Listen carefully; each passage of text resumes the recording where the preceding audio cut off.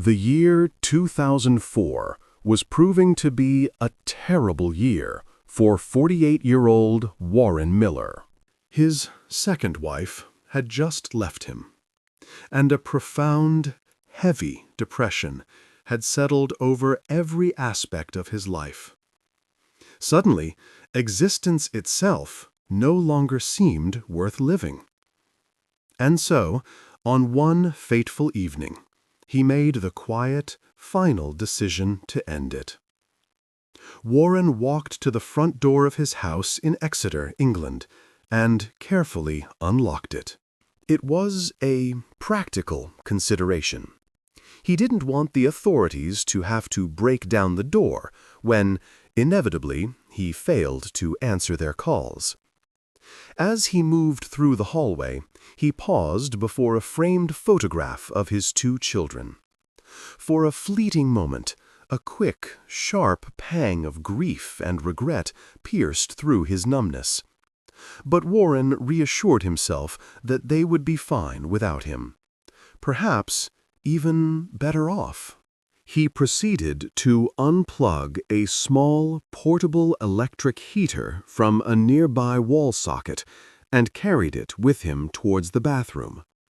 Once inside, Warren drew himself a bath, sinking into the warm, sudsy water and allowing himself to enjoy the simple comfort on his skin one final time. Then he took a deep breath, plugged the heater back in, and dropped it into the tub with him. There was a sudden, loud pop, a brief, bright flash, and then total darkness. A fuse had blown, instantly killing the power to the entire house.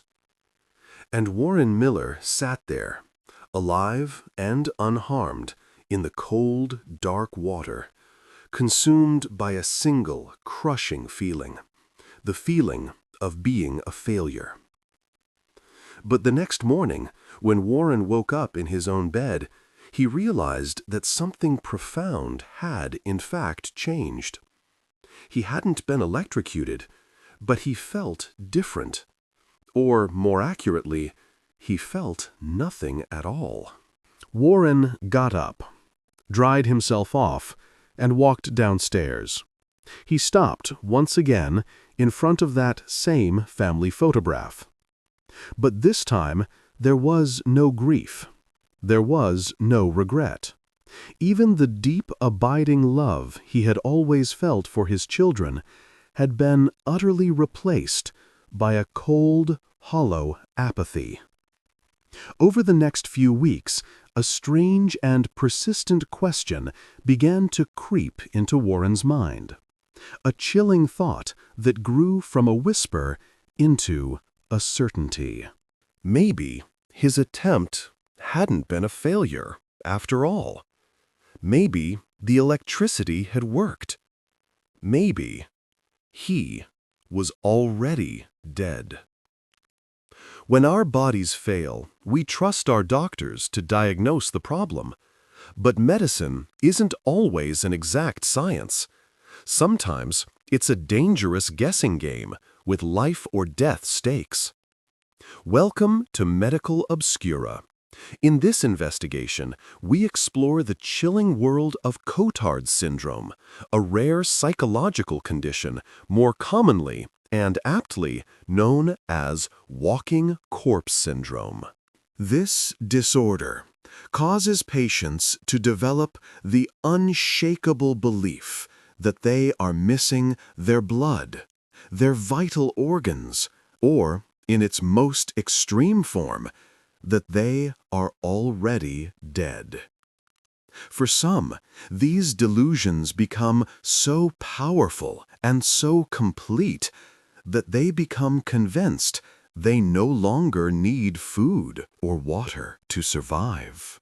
In this episode, we will hear the unusual and unsettling stories of those living with Cotard syndrome, and then we will try to unravel the complex biological reasons why these patients feel, in every sense of the word, like zombies.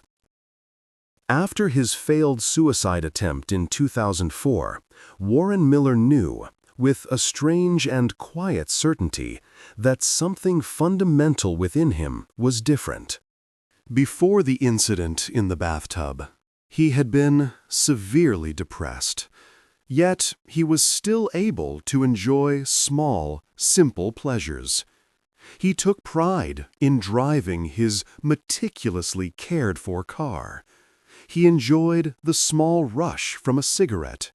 These were the small anchors to a life that still had some meaning. But all of this changed in an instant, after the suicide attempt. When Warren now looked at his mint-condition car, once a source of immense pride and joy, he no longer saw a thing of beauty. He saw only a meaningless heap of metal and paint. Smoking, which used to give him a small, familiar boost of adrenaline, now provided nothing. That feeling had simply vanished. Warren's senses also started to dull, as if the volume of the world was being turned down. He found he could no longer enjoy the familiar, pleasant aroma of freshly cut grass. His usual breakfast of scrambled eggs, once a comforting routine, now tasted like dry, flavorless cardboard. In response, he started eating less and less, sometimes skipping meals for days at a time, convinced it no longer mattered. His very mind felt like it was slowing to a crawl. On some days, he would find himself simply sitting on his couch, staring blankly at the walls for hours on end, his thoughts empty. He would occasionally think about calling his children, but the impulse would quickly fade. There was simply no point. Everything in his world had become hollow, empty, and meaningless. This, Warren thought, with a strange detachment, is what being dead must feel like. But it was not the peaceful afterlife he might have once imagined. Instead, he felt like a ghost, a silent, invisible observer haunting the vibrant world of the living. Then his behavior got stranger. Warren started frequenting a local graveyard. He told what little family he had left that it was the only place where he truly belonged. He would sit there for hours, perfectly still, beside the weathered tombstones, until eventually concerned passers-by would call the police, who would gently escort him home. Warren's brother knew he was taking the separation from his wife hard, and had tried to be supportive. But when the calls from the police about the graveyard visits started coming in, he realized his brother needed urgent, professional help. For the next 8 long months, Warren's family begged and pleaded with him to see a doctor. Finally, he relented and agreed to consult his primary care physician. During this visit, Warren calmly and rationally explained his situation. He stated, as a simple fact, that he had fried his brain in the bathtub, and that, although his body was still physically intact and walking around, his actual physical brain was dead.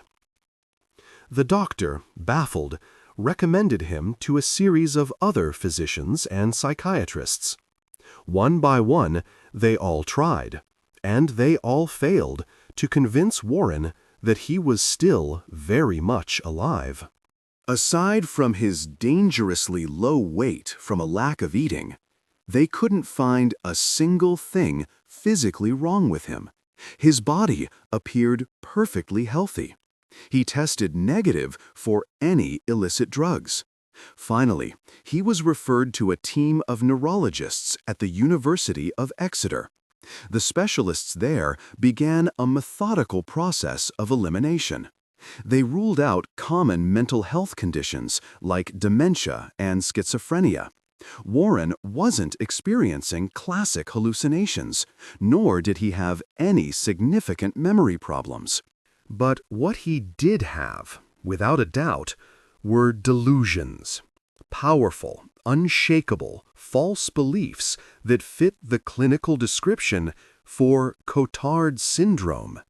This exceedingly rare condition was named after the pioneering 19th-century French neurologist Dr. Jules Cotard.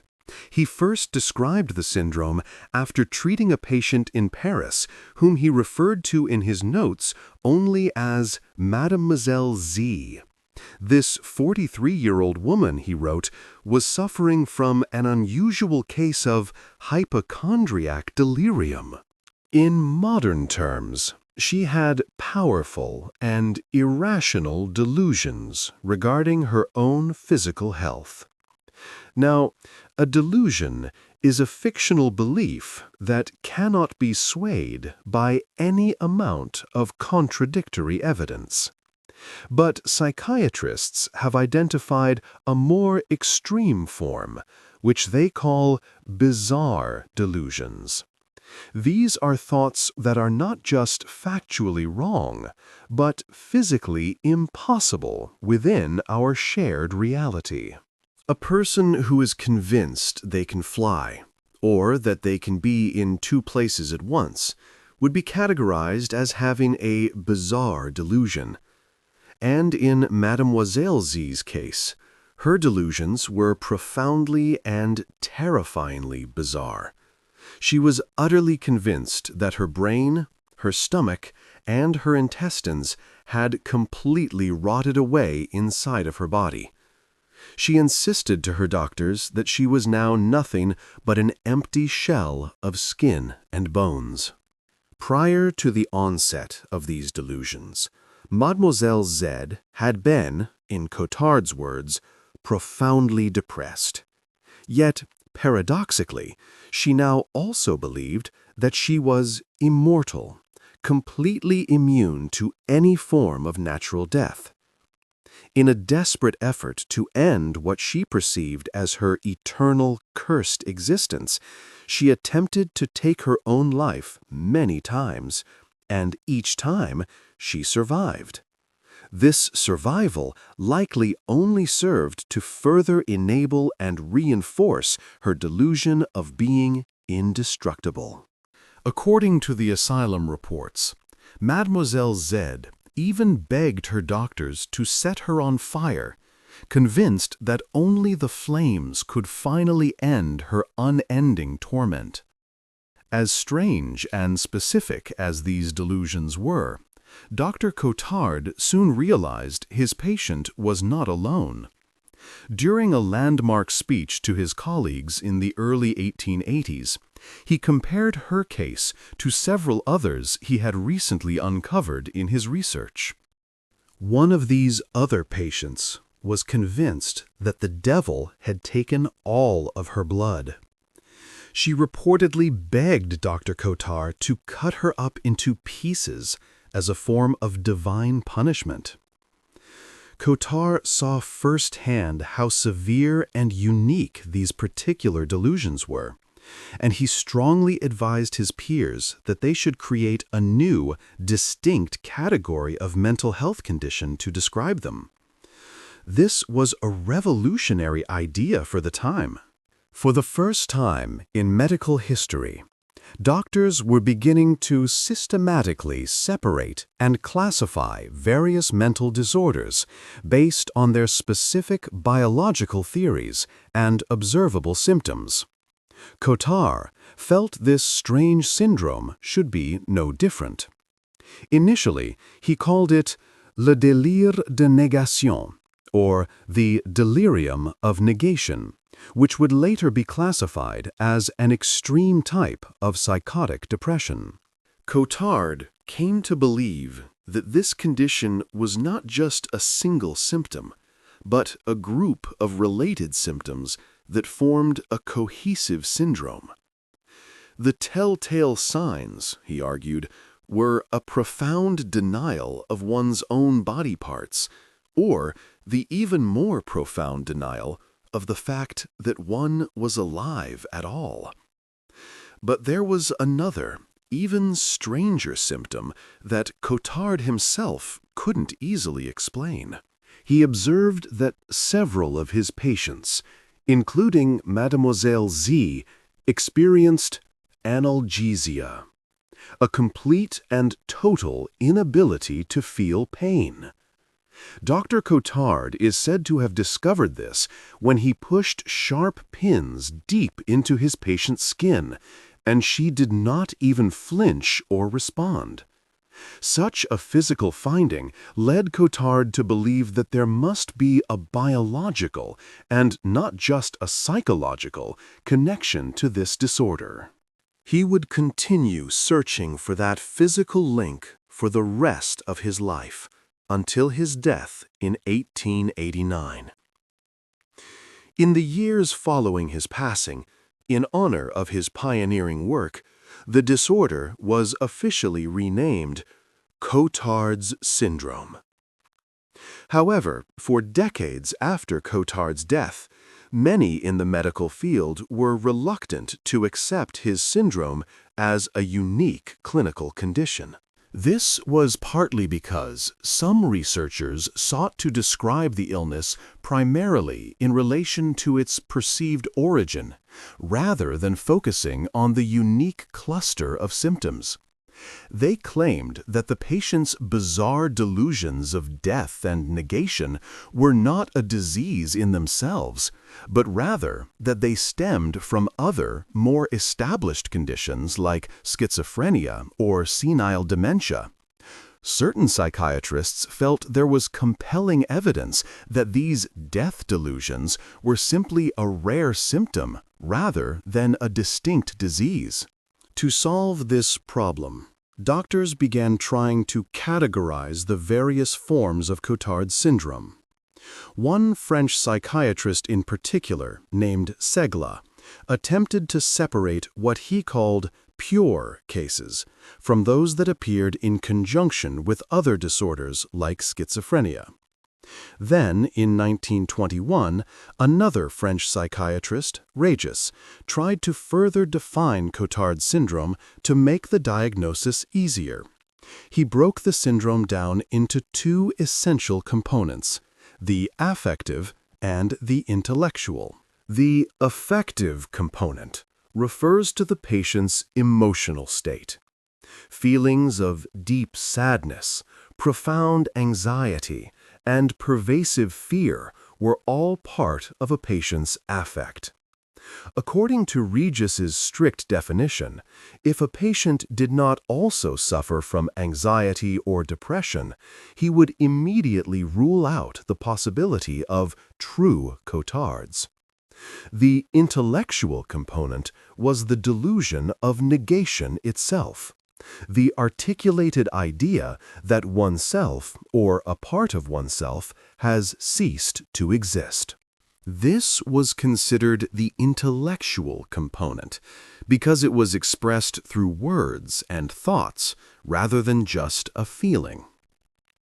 Regis felt that to be diagnosed as a pure Cotard's patient, an individual had to clearly display both the emotional, affective component and the thought-based, intellectual component. The problem with these early theories was that they were based on only a handful of cases. Cotard's syndrome was so incredibly rare that it was almost impossible for researchers to find enough patients to observe for any significant period of time. Even today, doctors are unsure just how common the syndrome truly is. A 2010 study performed in Mexico City provided a glimpse. It found that out of more than 1,300 neuropsychiatric consultations, only 0.62%, less than 1%, presented with Cotard syndrome.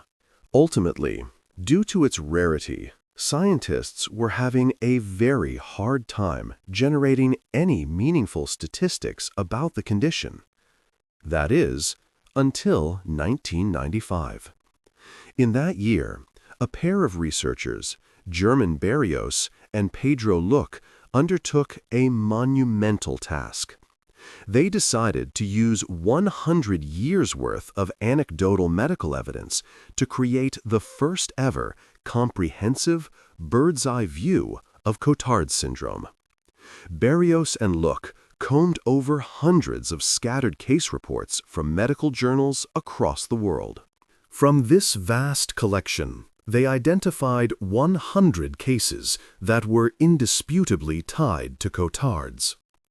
With this dataset, they took a closer look, trying to find what else these 100 patients had in common. They analyzed how many of them, by modern standards, would have also been diagnosed with conditions like depression, anxiety, or schizophrenia. This landmark research gave scientists the first real understanding of who was most susceptible to developing Cotard syndrome. They found that the average age of onset was 52. The single most common link was, unsurprisingly, severe depression. But profound anxiety, feelings of guilt, and nihilistic delusions were also seen in over half of all cases. Nihilistic delusions are the belief that real things do not exist, when they clearly do. This fit perfectly with a patient like our subject, Warren, who, after his suicide attempt, became utterly convinced that his entire brain was missing. Berrios and Luc hoped their new data would help other doctors identify Cotard's patients more easily, but their work also highlighted a few deep, looming questions. Why did some patients with a severe mental health condition like depression develop these incredibly rare and specific delusions of death and decay, while the vast majority of others did not? And, most tantalizingly, if some of these patients, like the original Mademoiselle Z, truly could not feel pain, then there had to be a biological cause for the syndrome, a physical disconnect in the brain. All that was needed to find it was a closer look inside a living patient's mind, and that opportunity would soon come, completely by chance. Cotard syndrome is a strange and deeply unsettling disorder, characterized by powerful delusions of death and non-existence. When Dr. Jules Cotard first identified the condition in the 19th century, he observed that his patients also uniformly suffered from severe depression, anxiety, and profound feelings of guilt. Some of them, he noted, couldn't even feel physical pain. By the 1990s, a full century later, psychiatrists were still grappling with the central mystery of how a common condition like depression could, in very rare cases, produce such specific and bizarre delusions. In 1999, a Japanese psychiatrist, Dr. Kumiko Yamada, decided to take a closer look at the disorder to better understand the mechanisms behind its progression. Dr. Yamada began dividing Cotard syndrome into 3 distinct stages: a germination phase, a blooming phase, and finally a chronic phase. Doctors were able to watch each of these stages play out in a female patient we will refer to as Akari. Akari was a 46-year-old divorcee living in Japan. She had 2 children and a complicated family history, with her mother, father, and son all having suffered from a variety of mental health conditions, including dementia, alcoholism, and schizotypal personality disorder. In September of 1994, Akari's father passed away. This profound personal loss acted as a trigger for what her psychiatrist diagnosed as bipolar disorder. This is when Akari began experiencing intense hypomanic episodes. She would stay awake all night, filled with a frantic energy. She would neglect her personal hygiene, rarely showering. She would speak so fast and so incessantly that most people couldn't keep up with her train of thought. During these episodes, Akari might feel better than she ever had before, but it was always a temporary, fragile high. Inevitably, it would spiral down into a period of deep, crippling depression. Akari grew so tired and withdrawn that she sometimes couldn't even summon the energy to get out of bed in the morning. Nothing could ease her misery. The condition severely impacted her ability to live a normal life. Once a proud and successful business owner, she now found she couldn't even take care of herself. But then, in March of 1995, a new and alarming symptom emerged. Akari became obsessed with her physical health. She began visiting several different hospitals across Japan, absolutely convinced that something was terribly wrong with her body. During each visit, Akari would complain of a new and different set of symptoms, but her doctors could never find any physical cause for her ailments. Soon, she became suicidal and started to develop paranoid delusions that people were out to get her. On May 9, 1995, Akari was admitted to the neuropsychiatric unit at Oita Medical University. It was there that she met Dr. Yamada, who diagnosed her with a severe form of delusional depression. Yamada prescribed a course of antidepressants and antipsychotics, hoping to control Akari's increasingly erratic symptoms. At this point, it was not yet clear to the medical team that her paranoia was about to evolve into full-blown Cotard syndrome. Retrospectively, Dr. Yamada would call this initial period of uncertainty the germination stage. Between May and August of 1995, despite the heavy medication, Akari's condition worsened dramatically. Her anxiety over the state of her body skyrocketed, and then her senses began to fail her. One by one. Akari claimed she had completely lost the ability to see, hear, smell, and taste. She also began to refuse all food because she was now convinced that her bowels no longer worked. Akari came to believe, with absolute certainty, that all of her internal organs were withering away inside of her. Dr. Yamada identified this as the second phase of the illness, the blooming stage of Cotard's.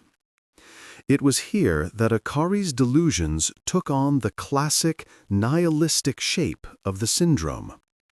And with this change, her entire attitude shifted. She no longer spoke of suicide. When asked why, her answer was simple and chilling. "Now," she said, "I have a body that does not die."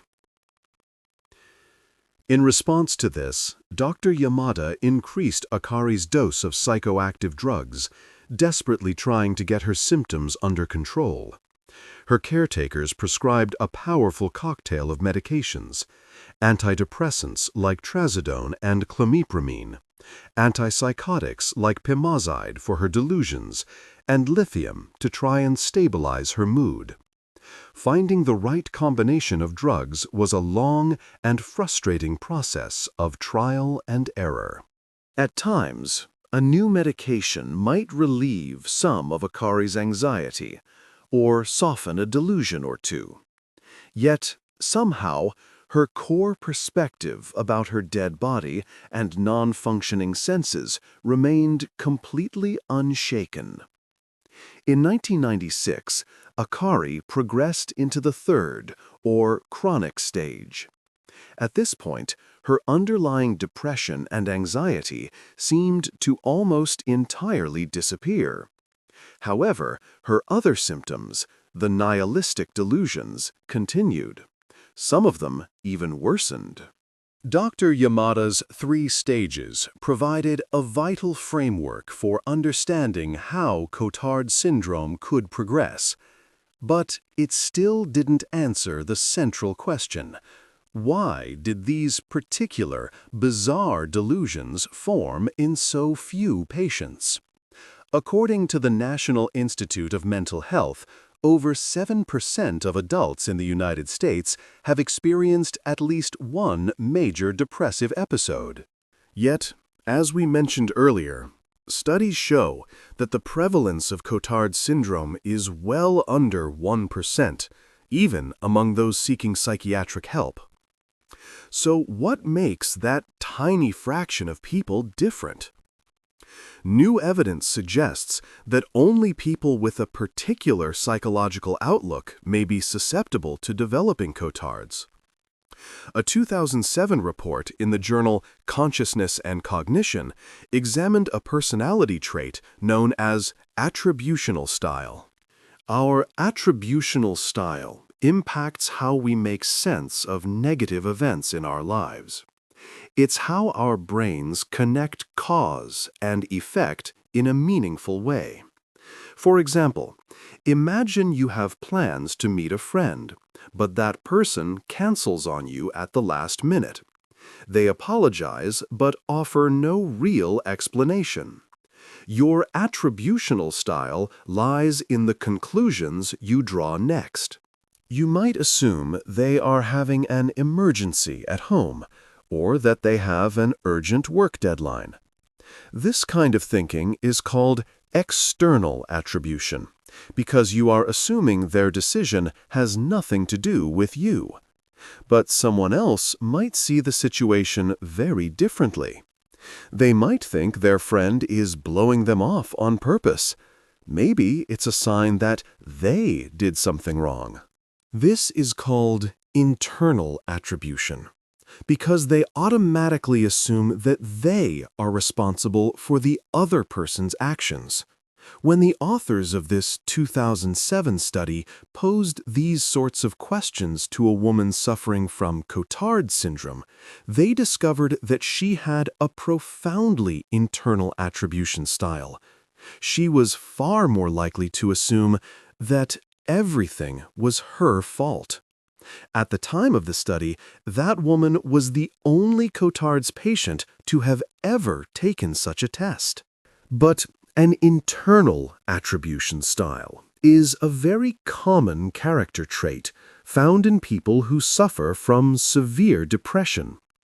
This psychological profile might also help explain why so many Cotard's patients report experiencing high levels of guilt for past deeds, regardless of whether those deeds were real or imagined. The modern-day philosopher and psychologist Matthew Ratcliffe found another common trait amongst Cotard's patients, a phenomenon known as depersonalization. This is the distinct and disturbing sensation of being detached from your own body or your own thoughts. For example, some people with Cotards have reported that their arms or legs don't feel like they belong to them. Others say their whole body feels alien and unfamiliar, or that they simply feel dead inside. This symptom is actually quite common in a variety of mental health conditions. It can also be triggered by drug abuse, severe trauma, or near-death experiences. However, in most of these cases, the effects are short-lived. But Dr. Radcliffe found that people with Cotards seem to live with this feeling of depersonalization on a regular, chronic basis. For them, it is not just a passing phase. A person with Cotards takes these internal feelings and applies them to their entire external reality. Take our subject, Warren, for example. He initially experienced depersonalization, that feeling of being a ghost. But as soon as his mind made the critical leap from the feeling, "I feel dead," to the unshakable belief, "I am dead," the condition had fully evolved into Cotard's syndrome. However, there is a profound symptom that these psychological theories do not seem to fully consider: the fact that some patients physically couldn't feel pain. Think back to the original patient, Mademoiselle Z. She insisted to her doctor that all of her nerves had disappeared. So, Dr. Cotard stuck her with a pin. Yet, Mademoiselle Z didn't even flinch, no matter how hard he pressed. Her psychological disconnect from reality didn't offer a full explanation for her very real, physical lack of sensation. It was this small, baffling detail that some doctors kept coming back to. There had to be a biological factor in Cotards. A physical disconnect somewhere in the wiring of these patients' brains. But in order to find a definitive solution, doctors needed to do something they had never done before. They needed to examine the brain of a living Cotard's patient. The first opportunity to do so came completely by chance, when a man with no prior history of any mental health condition developed the full-blown syndrome following a severe traumatic injury. In October of 1989, a 28-year-old stockbroker, whom we will call Martin, was riding his motorcycle through the vast Algerian desert. It is unclear exactly how his crash occurred, but we can imagine that during his long trip, one of his tires violently exploded. Martin's bike flipped over, sending him flying into a ditch, where his head collided with a large rock. He lay there, unconscious, under the scorching North African sun for 15 agonizing hours, until a passing trucker finally saw him on the side of the road. The man carried Martin to his vehicle and raced him to the nearest emergency room. It took another 9 hours for them to reach the closest hospital in Algiers. When they arrived, Martin was barely conscious. He was immediately placed on a ventilator as his life hung by a thread. Doctors performed a CT scan to assess the extent of the brain damage. The image was alarming. It showed multiple lesions on the right temporal parietal area of his brain, as well as significant swelling in the occipital lobe, parts of the brain responsible for processing both visual and sensory information. The swelling on Martin's skull was increasing by the hour, putting more and more dangerous pressure on his brain. To relieve it, he needed an experienced neurosurgeon. Martin was medically transferred to a specialized hospital in Edinburgh, Scotland. There, a team of neurosurgeons was able to successfully reduce the swelling in his brain. After hours of delicate work, they managed to save his life. But Martin's recovery proved to be an even greater challenge. For the first few weeks, he couldn't breathe without a machine. He suffered from multiple, recurring chest infections.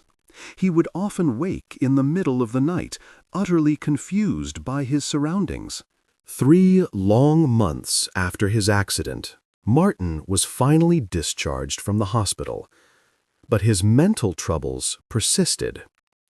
Martin continued to have frequent moments of profound confusion. It took him a long time to recognize the faces of people he knew. Familiar streets that he had walked his whole life now seemed like uncharted, alien territories. The accident had also left him with persistent visual problems, which only added to his disorientation. It was during this time that Martin started to wonder if he had actually died in that crash. Over time, that terrifying question slowly crystallized into a fully formed, unshakable delusion. Martin's mother, trying to calm him, took him on a trip to South Africa. But the hot climate there only solidified Martin's bizarre theory further. The heat, he claimed, was proof that his soul was now scorching in hell. Finally, desperate for answers, Martin paid a visit to a psychologist. He was referred to a psychologist at Durham University in England, a man named Dr. Andrew Young. Dr. Young had never before seen a Cotard's patient who had incurred the condition through a physical trauma. He was immediately certain that this patient, Martin, could offer the biological insight that doctors had been seeking for centuries. By the 1990s, psychiatrists were still debating why some people with mental health conditions developed Cotard's, while the vast majority did not. Most of them pointed to psychological character traits, like attributional style or depersonalization. But Dr. Andrew Young felt the real answers were not in the patient's personality, but were hiding in a specific, damaged region of the brain.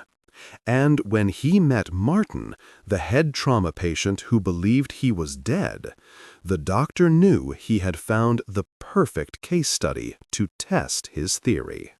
Dr. Young immediately noticed that Martin's condition displayed striking similarities to another rare delusional disorder, known as Capgras syndrome. This is a condition that leads a patient to believe with unshakable conviction that their loved ones, a spouse, a parent, a child, have been replaced by identical-looking imposters. Young also knew from his research that, in addition to these specific delusions, Capgras patients often have significant, measurable trouble recognizing and remembering faces. He saw these same deficits in Martin, and he administered a series of cognitive tests to confirm his hypothesis. In one test, he showed Martin 50 different faces in rapid sequence, and asked him to simply label each one as either pleasant or unpleasant.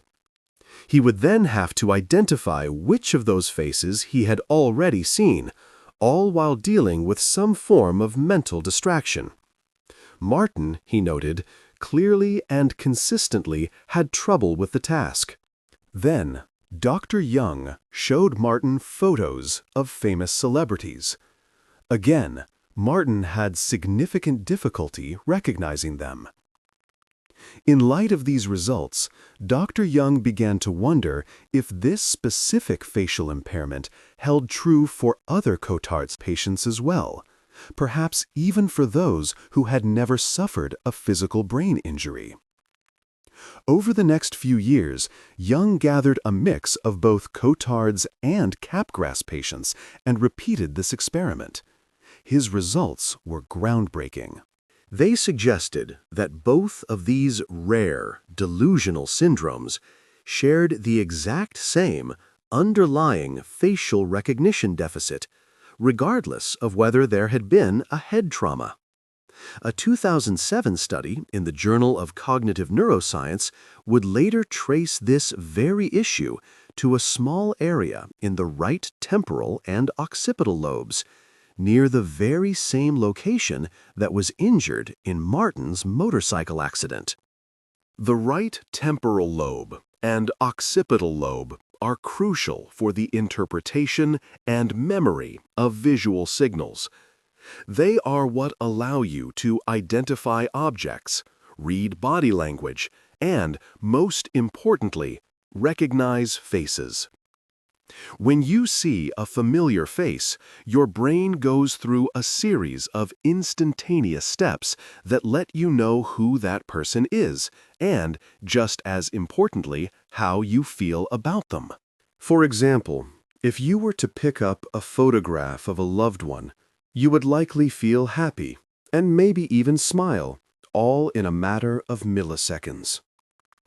While the actual face matching occurs in the right temporal lobe, this process requires critical input from a variety of other brain regions, including the amygdala.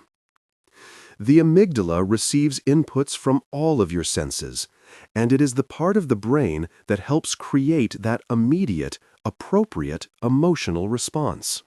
It's as if your mind is painting a portrait using dozens of different colors to create one complete picture. But in the cases of both Cotard syndrome and Capgras syndrome, some researchers proposed that a neurological short circuit, a physical disconnect between the temporal lobe and the amygdala, was preventing all those colors from coming together. This disconnect created a profound and disturbing sense of unfamiliarity, even with the most familiar things. This was precisely the case for one Capgras patient, whom we will call Daniel. He could logically recognize his own father's face, but he reported feeling absolutely no emotional connection to it. It was as if the portrait of his father in his mind was missing all its colors. Because Daniel's mind couldn't process why his own father suddenly felt like a complete stranger, it created a delusion to explain the bizarre experience. This man must be an imposter. The traumatic brain injury that Martin, our Cotard's patient, was involved in had created this exact same short circuit in his brain. People he knew and places he loved looked familiar on a logical level, but they felt completely alien. Dr. Young came to believe that Cotard syndrome and Capgras syndrome were, in fact, two sides of the same neurological coin. Both Martin, the Cotard's patient, and Daniel, the Capgras patient, had similar underlying problems with facial recognition, which were accompanied by serious, life-altering delusions. The only significant difference was the target of that delusion.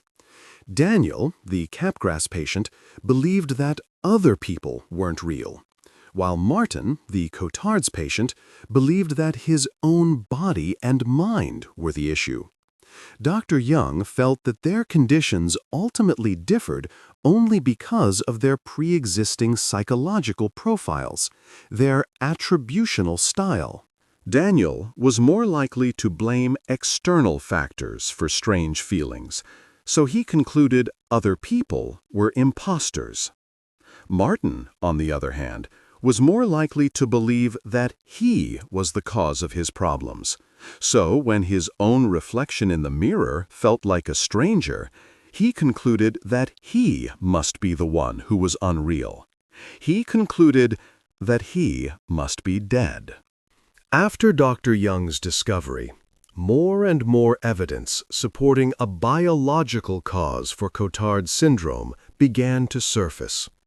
Psychiatrists started to diagnose a number of people with the condition who had experienced similar neurological disconnects after suffering from a stroke, high fevers, severe migraines, or epileptic seizures.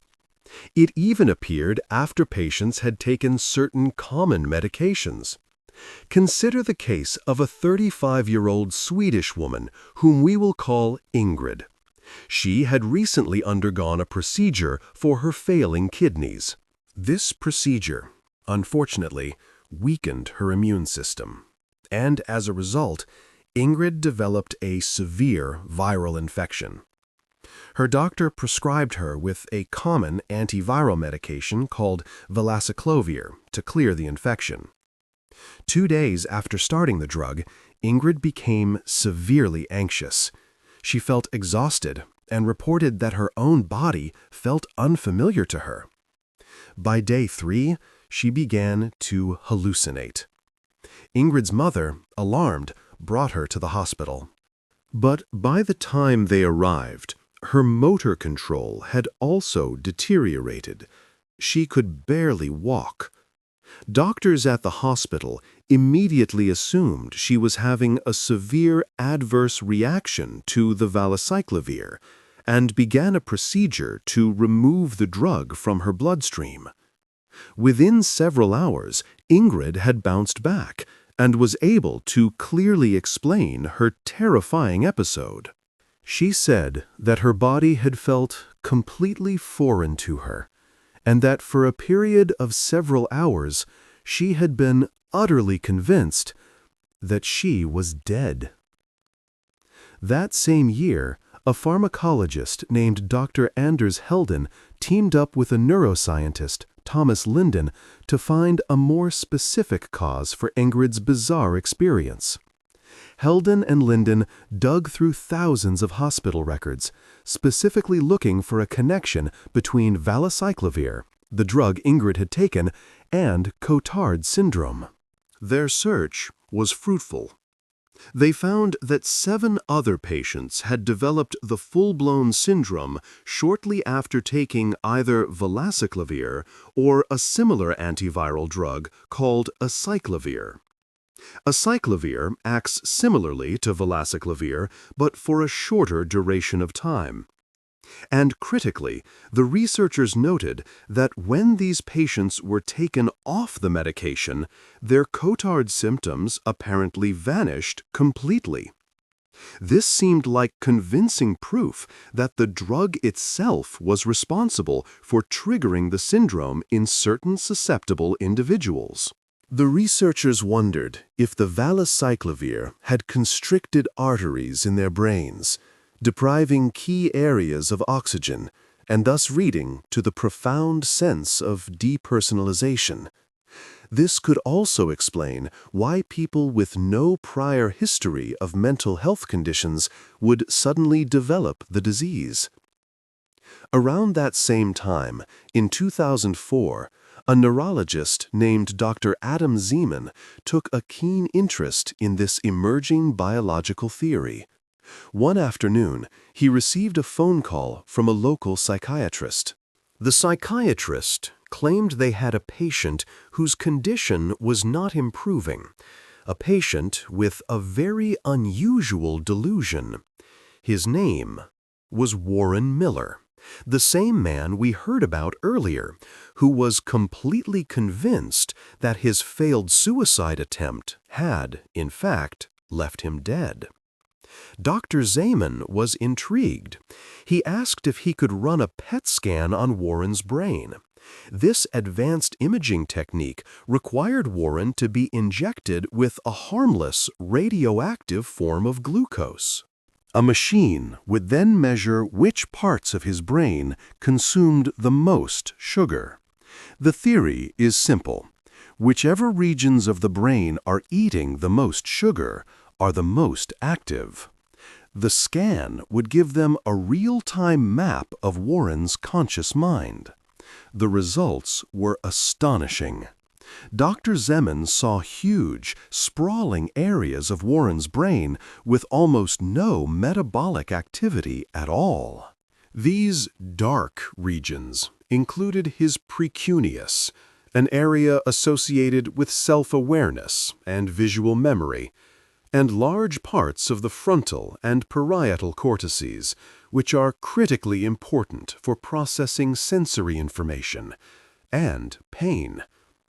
Damage or inactivity in these specific areas could finally provide a biological explanation for why certain historic patients, like the original Mademoiselle Z, had that strange, unnerving ability to withstand any affliction.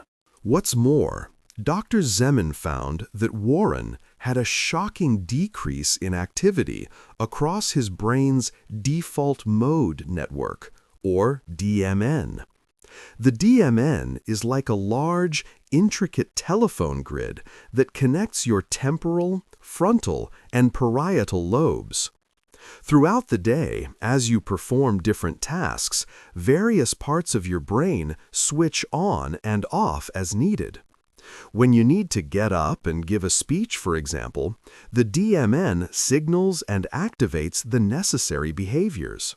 But even when you're sitting quietly, doing nothing at all, the DMN remains active. It is a constant, low-level hum of energy, always ready and willing to take on its next task. This hum of energy dulls when we fall asleep, and it fades away almost completely if we fall into a coma. Researchers still aren't entirely clear on all the functions of the DMN, but some neuroscientists believe it is the very source of our consciousness. It may be the network that generates the constant internal monologue that makes you feel like you and not someone else. And when Dr. Zeman peered into Warren's head, he found that this fundamental hum of consciousness had dulled down to a whisper. When Zeman's partner, a neurologist named Dr. Stephen Lauries, saw the result, he was floored. He later said, quote, "I've been analyzing PET scans for 15 years, and I've never seen anyone who was in this state with such an abnormal scan result." He went on to explain that Warren's brain function didn't resemble that of a conscious, walking person. It resembled the brain of someone under general anesthesia or deep asleep. It was as if all the light bulbs that should have been working inside Warren's head had been switched off. His default mode network had, for all intents and purposes, powered down. And in doing so, Warren had lost the biological foundation for the feeling of being himself. In this light, his failed suicide attempt wasn't exactly the cause of his condition. It may have just been his mind's way of creating a narrative to explain the terrifying biological changes that were already happening inside of him. And it was his pre-existing, internal attribution style, that psychological tendency to blame himself, that potentially helped his brain form the specific and terrifying delusions of death and decay.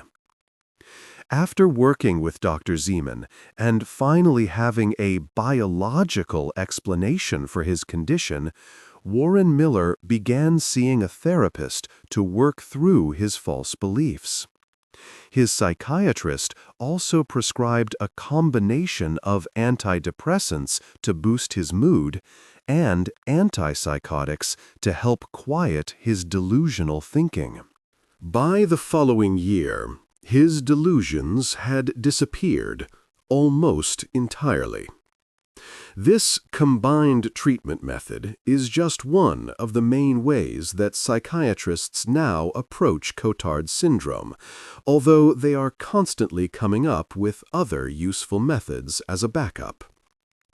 The road to recovery for Akari, the patient in Japan, was different from Warren's.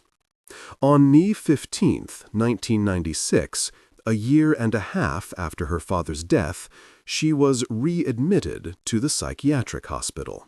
The medications that Dr. Yamada had prescribed had managed to reduce some of her delusions, but many of her core symptoms remained.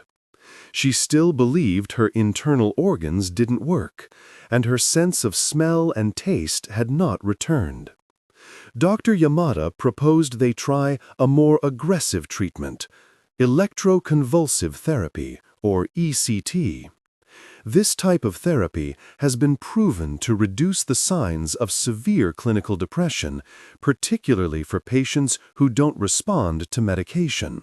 ECT also seems to dilute the manic and depressive symptoms of other disorders, at least temporarily.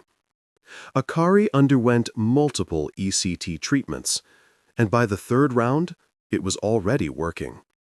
She told Dr. Yamada that she finally felt depressed, which was, paradoxically, a massive improvement.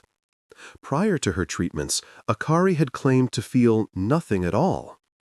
By the sixth session, her sense of smell, taste, hearing, and vision had all returned to normal.